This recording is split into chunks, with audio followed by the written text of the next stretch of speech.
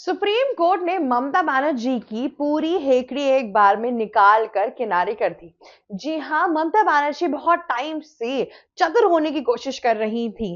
कोलकाता के डीएसपी के साथ और वहां के पुलिस कमिश्नर के साथ बहुत तरीकों में उन्होंने ईडी को अलग तरीके से मॉलेस्ट किया। इतना ही नहीं, उन्होंने इतना भी किया कि उनके सामने से गैर कानूनी तौर पर एक आईफोन और ग्रीन कलर की फाइल लेते हुए जाते हुए पकड़ी गई। जब ईडी आए थे आईपैक में, जो उनकी पॉलिटिकल कैंपेनिंग की वो एक ऑर्गेनाइजेशन है, वहां पर छापा मारने के लिए बहुत संगीन अपराध लगा था, मनी लॉन्ड्रिंग केस का आईपैक के ऊपर, जिसके तहत ईडी को सामने आना पड़ा। अब सुप्रीम कोर्ट में अर्जी आई और सुप्रीम कोर्ट ने ये बोला कि जो भी कोलकाता पुलिस ने ईडी के खिलाफ जितने भी कंप्लेंट्स और केसेस लगाए हैं या एफआईआर किए हैं, उस पर कोई कार्यवाही नहीं होगी। तब फिर कोलकाता पुलिस ने बोला कि आपको अगर यही करना है तो आप इतना कर दीजिए कि एटलीस्ट कोई भी क्या कहते हैं कोहेसिव डिसीजन नहीं लिया जाएगा, वरना मतलब कि जो कार्रवाई करनी है वो तो हो ही जाएगी ईडी के खिलाफ, पर गिरफ्तारी वगैरह नहीं रखेंगे। पर सुप्रीम कोर्ट ने खारिज मना कर दिया कि ऐसा कुछ भी नहीं होगा, इन लोगों के खिलाफ कोई भी कार्यवाही भी नहीं होगी, क्योंकि ये एक फेडरल इंस्टीट्यूशन है।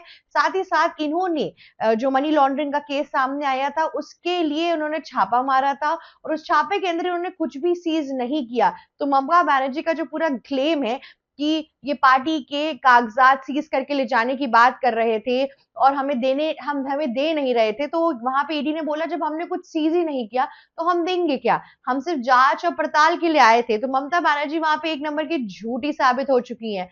इतना ही नहीं, ईडी के साथ जिस तरीके से दुर्व्यवहार किया गया वेस्ट बंगाल के अंदर, ऐसा नहीं है कि ईडी पहली बार कहीं पहुंची है, इतने टाइम से हर जगहों पे इंस्पेक्शन होती है। इनफैक्ट आपके पार्टी में भी जब उनके पार्टी मेंबर्स पर ईडी का छापा लगा था, तभी भी हमें ऐसी शर्मनाक चीजें हमारे सामने नहीं आई थी। पर ममता बनर्जी जिस हिसाब से वेस्ट बंगाल को अपनी एक फुल कंट्री समझ रही है, वहां पे अपनी राजनीति अपनी चीजें कर रही हैं, उससे अब लोगों को डर लगने लगा है। उतना ही नहीं, सुप्रीम कोर्ट ने ये डिसीजन इतना स्ट्रिक्टली इसलिए भी लिया क्योंकि एक हाई कोर्ट की पावर होती है, पर एक हाई कोर्ट अगर इन्फ्लुएंस्ड हो गया सीएम के आगे या कुछ भी आगे, तो सुप्रीम कोर्ट जो न्यायाधीश है, जो सबसे ऊपर है, जिसका काम है न्याय दिलवाना, चाहे जो भी पोजीशन पर हो, सामने चीफ मिनिस्टर हो या फिर एक चोर हो, उसका जो काम है वो उसको अच्छे से रेगुलर कराना चाहिए, उसको एक्सरसाइज कराना चाहिए। और इस वजह से सुप्रीम कोर्ट ने और कड़े डिसीजंस भी लिए, क्योंकि कोलकाता हाई कोर्ट ने आज सच कोई डिसीजन भी नहीं लिया था इन लोगों के खिलाफ। अब यहाँ पे बात ये फंसी कि सुप्रीम कोर्ट ने जांच पड़ताल के लिए तो मना कर दिया, सुप्रीम कोर्ट ने ये भी कह दिया कि ईडी के ऊपर कोई भी कार्यवाही नहीं की जाएगी। और तो और साथ ही साथ ये जो पूरा मामला है ये इसको आगे शिफ्ट कर दिया गया है फरवरी में। अब फरवरी में इसकी सुनवाई होगी और पता चलेगा कि एक्चुअल में क्या और कैसे होने वाली है चीजें। लेकिन उसके पहले जिस हिसाब से ममता बनर्जी इस टाइम पे जाल बिछेर रही है, लोगों को जिस टाइम पे उनको लग रहा था कि सहानुभूति बटोर लेंगी या कुछ भी कर लेंगी, ऐसा कुछ भी नहीं हुआ। जी हाँ, बंगाल की जो पूरी पब्लिक है उनके अंदर हमें बहुत अलग सा इस बार नोशन देखने को मिला।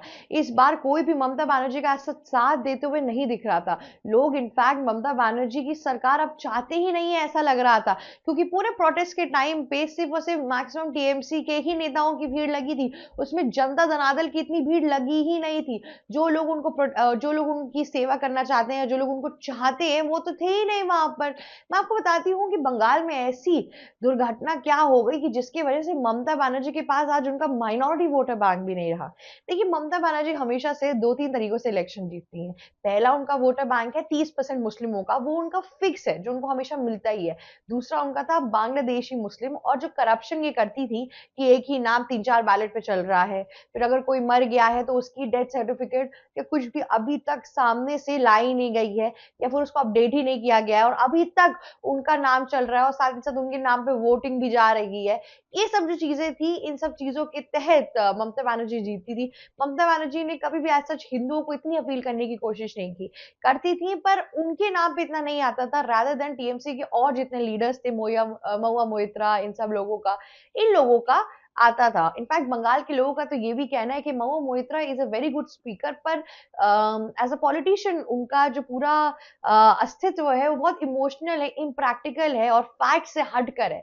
ये बंगाल के लोगों का साफ साफ कहना है। जो महुआ मोइत्रा इतना ज़्यादा सुर्खियों में बनी रहती हैं, वो इसीलिए क्योंकि वो अच्छा बोलती है, ना कि ऑन ग्राउंड अच्छा काम करती है। देखिए, बंगाल की जनता के पास हमेशा से ही मैक्सिमम ऑफ द टाइम कोई कड़ा ऑपोजिशन रहा नहीं। बाकी जो पार्टी के लीडर्स हैं, उन लोगों ने इस टाइम पर इतना साथ देना ज़रूरी नहीं समझा, साथ ही साथ उनका ऑपोजिशन स्टैंड ही नहीं कर पाया। इसीलिए टीएमसी की गवर्नमेंट इतने सालों से राज कर रही थी वेस्ट बंगाल के अंदर। लेकिन अब उनकी चीज़ों का पर्दाफाश हो गया है।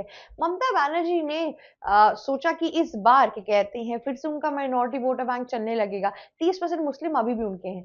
पर इस बार प्रॉब्लम क्या आई? इस बार प्रॉब्लम ये आई कि जो पूर्व टीएमसी के जो क्या कहते हैं कार्यकर्ता थे, जिनका नाम हुमायूं कबीर है, कबीर हुमायूं एक्चुअली, उनका क्या कहते हैं, उनके साथ उन्होंने जो बाबरी मस्जिद का पूरा प्रावधान शुरू किया, बाबरी मस्जिद जो उन्होंने बनवाने की कोशिश की, जिसकी पहल डाल दी गई, जिसका ईंटा लग गया, उसके बाद से लोगों के अंदर विश्वासघात की एक जो कहते हैं ना कि एक भावना बह गई। जी हाँ, इसके पहले हिंदू इनको वोट कर ही देते थे, कुछ ना कुछ समझ के कि अब कोई नहीं बचा तो ममता दीदी को ही कर देते हैं।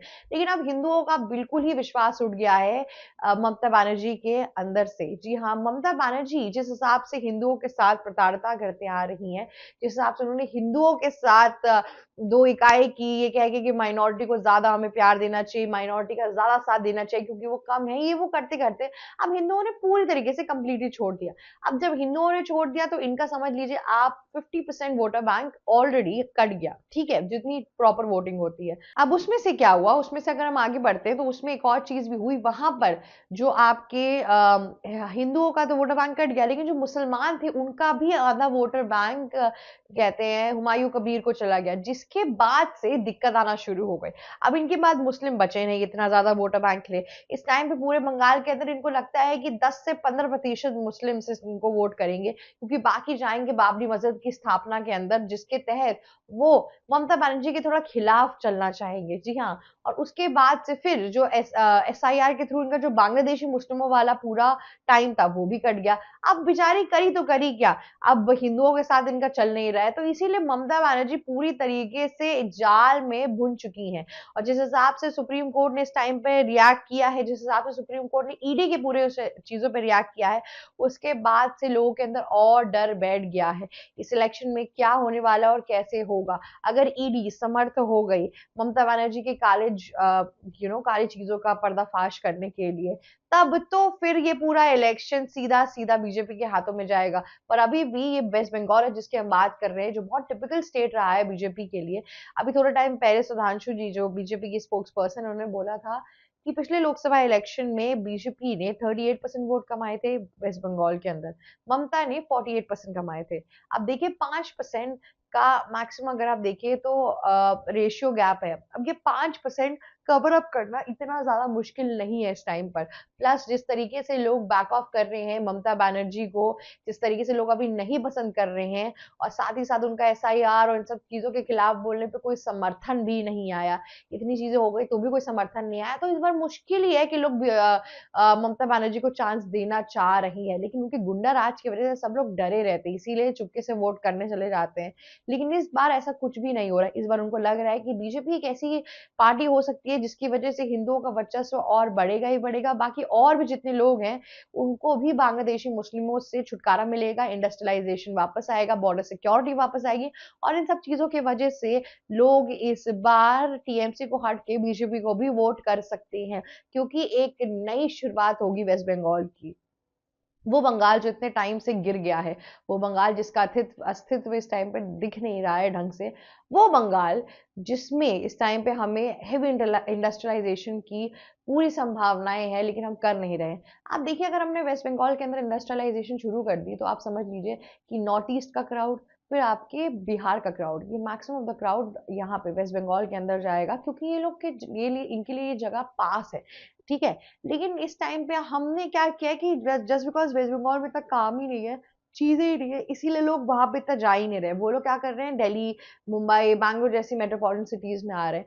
पर इन सब जगहों पे ऑलरेडी लोग ओवर पॉपुलेटेड हो गए हैं। आप लोकल्स में देख लो, मेट्रो में देख लो, लोगों को भरना पड़ रहा है। इसीलिए हमें छोटे-छोटे शहरों के अंदर भी इंडस्ट्रियलाइज़ेशन शुरू करनी होगी, जिसकी वजह से लोगों को काम मिल सके, इकोनॉमी चल सके और बड़े शहरों के अंदर इतना ज़्यादा भीड़ ना बन पाए। सो आज के लिए बस इतना ही। अगर आपको ये वीडियो अच्छी लगी तो प्लीज़ लाइक, शेयर, सब्सक्राइब और कमेंट करना मत भूलिएगा। जाते-जाते बेल आइकन भी हिट कर दीजिएगा। एबीसी हिंदी न्यूज, आज ही जुड़िए हर खबर के साथ।